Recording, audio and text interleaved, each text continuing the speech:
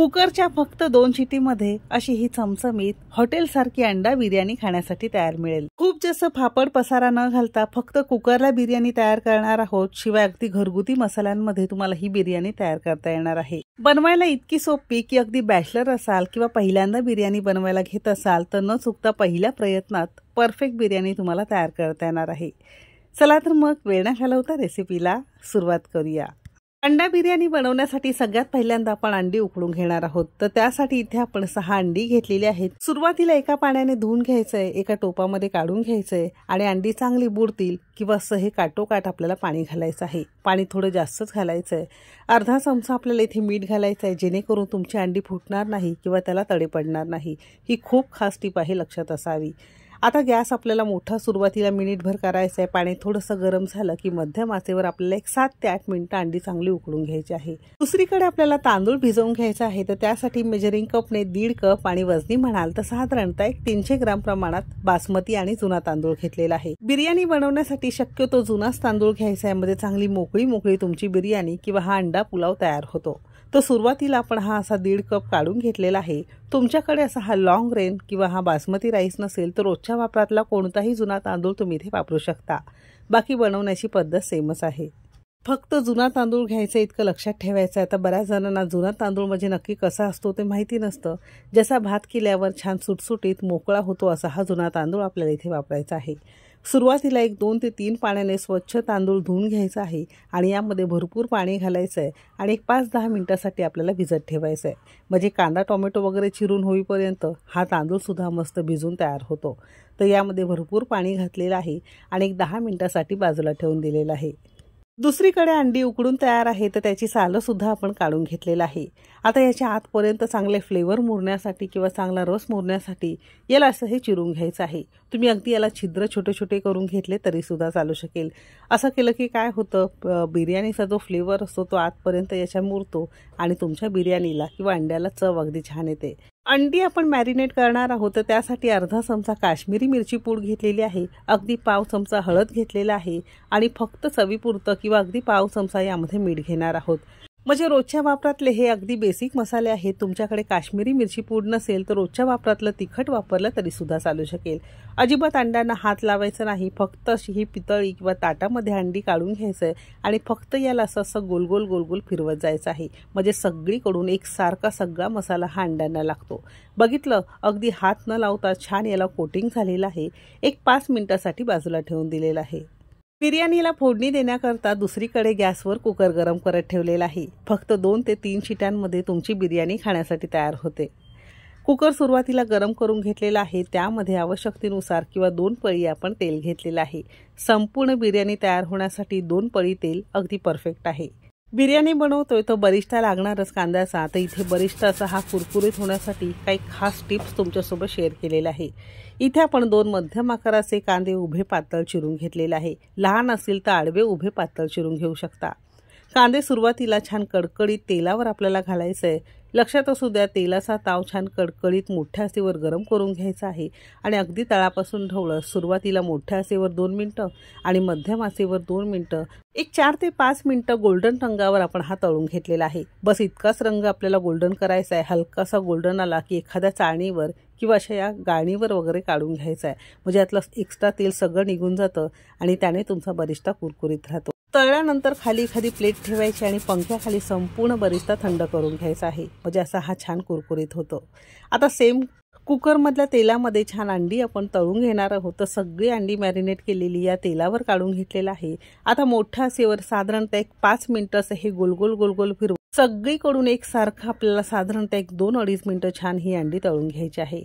बघू शकता, रंग हलकासा गोल्डन यायला सुरुवात झाला की ही अंडी आपण काढून घेणार आहोत। बस इतकंच आपल्याला यामध्ये करायचं आहे।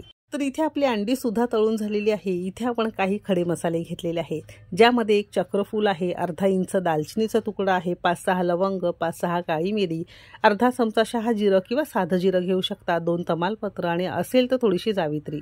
जर तुमच्याकडे 1-2 खडा मसाला नसेल तर तुम्ही स्किप केला तरी सुद्धा चालू शकेल किंवा घरामध्ये अजिबात खडा मसाला नसेल तर पुढे पर्याय सुद्धा मी तुम्हाला सुचवलेला आहे। म्हणून व्हिडिओ अगदी शेवटपर्यंत नक्की बघा। तर खडा मसाला सुद्धा याच तेलामध्ये आपण घातलेला घेतलेला आहे आणि मध्यम आचेवर फक्त मिनिटभर आपण याला परतून घ्यायचं आहे, कारण तेलाचा ताव बऱ्यापैकी गरम आहे. खूप जास्त याला करपू द्यायचं नाही. खडा मसाल्यांमधून छान सुगंध यायला लागला की 2 ते 3 हिरव्या मिरच्या चिरून घेतलेल्या आहे. एक मोठ्या आकाराचा कांदा उभा पातळ चिरून घेतलेला आहे. पाव किलो तांदूळ असेल तर त्याला पाव किलोच आपल्याला इथे कांदा वापरायचा आहे, म्हणजे दोघांचं प्रमाण इक्वल किंवा एकसारखं असावं. कांदा सुद्धा थोड्याशा गोल्डन रंगावर आपण 2 ते 3 मिनिटं छान परतून घेतलेला आहे. रंग बदललेला आहे. आता या स्टेजला यामध्ये 2 मोठे चमचे आपण इथे आलं लसूण पेस्ट घेतलेली आहे. आलं लसूण शक्यतो ताजंच घाला, कारण चवीला अगदी छान लागतं. जर तुमच्याकडे पेस्ट करून ठेवलेली नसेल तर 8-10 लसणाच्या पाकळ्या आणि 2 इंच आल्याचे तुकडे मस्त खलबत्त्यात ठेचून तुम्ही यामध्ये वापरू शकता. रंग बदलेपर्यंत 1-2 मिनिटं चांगलं खरपूस आपण याला परतून घेतलेलं आहे.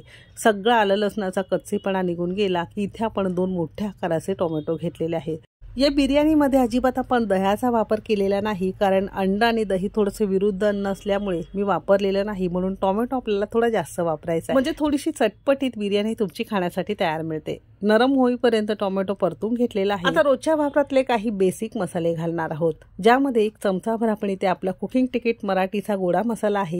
आता या गोडा मसाल्यामध्ये भरभरून गरम मसाले असल्यामुळे मी वेगळा गरम मसाला वापरत नाही. नॉनव्हेज किंवा व्हेजला मी असा हा गोडा मसालाच घालत असते. तुम्ही 1 चमचाभर गरम मसाला पावडर वापरू शकता. 1 चमचा आपण इथे मालवणी मसाला घेतलेला आहे. रोजच्या वापरातलं साठवणीचं तिखट तुम्ही घालू शकता. अर्धा चमचा धना जिरा पूड आणि अगदी पाव चमचा आपण इथे हळद घेतलेली आहे. आता मगाशी सांगितल्याप्रमाणे तुमच्याकडे जर खडा मसाला नसेल तर या साईडला 1.5 चमचा तुम्हाला यामध्ये गरम मसाला पावडर घालायची आहे, म्हणजे खडा मसाला न घालता सुद्धा तुमची ही बिर्याणी छान चवीची तयार होईल. अगदी मध्यम आचेवर साधारणतः 2-2.5 मिनिटं तेल सुटेपर्यंत मसाले छान परतून घेतलेले आहे. सगळ्या घरात मस्त सुगंध पसरलेला आहे. आता या साईडला मगाशी भिजत घातलेला तांदूळ चांगला भिजून तयार आहे. आता यातलं सगळं एक्स्ट्रा पाणी काढून टाकायचं आहे आणि फक्त भिजवलेला तांदूळ आपण यावर घालणार आहोत. बिर्याणीमध्ये असा हा भिजवलेला तांदूळ घातला की तर लवकर शिजतो आणि छान फुलतो सुद्धा. चवीपुरतं मीठ घालणार आहोत आणि मूठभर बारीक चिरलेली कोथिंबीर आणि पुदिना घालणार आहोत. पुदिना अक्का घालायचा नाही, शक्यतो चिरूनच घाला, कारण याची चव अगदी छान येते.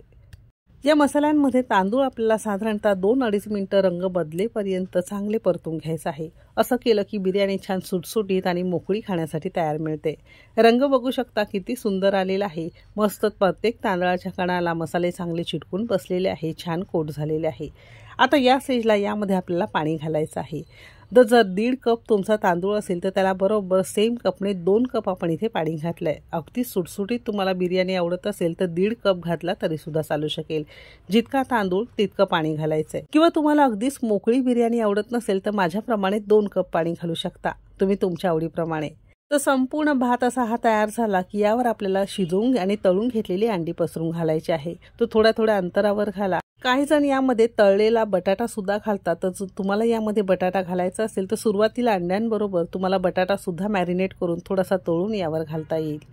झाकण लावायचंय आणि मध्यम आचेवर बरोबर 2 शिटी काढून घेणार आहोत. गॅस अजिबात तुम्हाला मोठा करायचा नाही, थोडंसं खालून तळाला चिटकू शकते. तर साधारणतः इथे 2 शिट्या झालेल्या आहेत. कुकर थोडासा कोमट झाला की याचं झाकण उघडून बघणार आहोत. कुकरचं झाकण काढताच अगदी सगळ्या घरात मस्त बिर्याणीचा मसाल्यांचा घमघमाट पसरलेला आहे. तशी ही तुमची अंडा बिर्याणी खाण्यासाठी तयार आहे. थोडीशी वरून पुदिना आणि मस्त बारीक चिरलेली कोथिंबीर भुरभुरलेली आहे. बरिष्टा बघू शकता मस्त कुरकुरीत झालेला आहे. वरून थोडीशी कोथिंबीर, बारीक चिरलेला पुदिना आणि थोडासा कांद्याचा हा बरिष्टा आपल्याला पसरून घ्यायचा आहे. वरून घातला की बरिष्टा खाताना छान कुरकुरीत लागतो.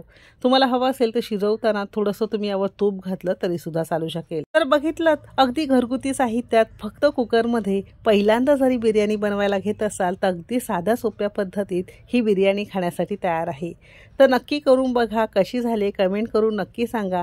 आपण घेतलेल्या जिन्नसात साधारणतः 4 ते 5 जणांना व्यवस्थित बिर्याणी पुरू शकते.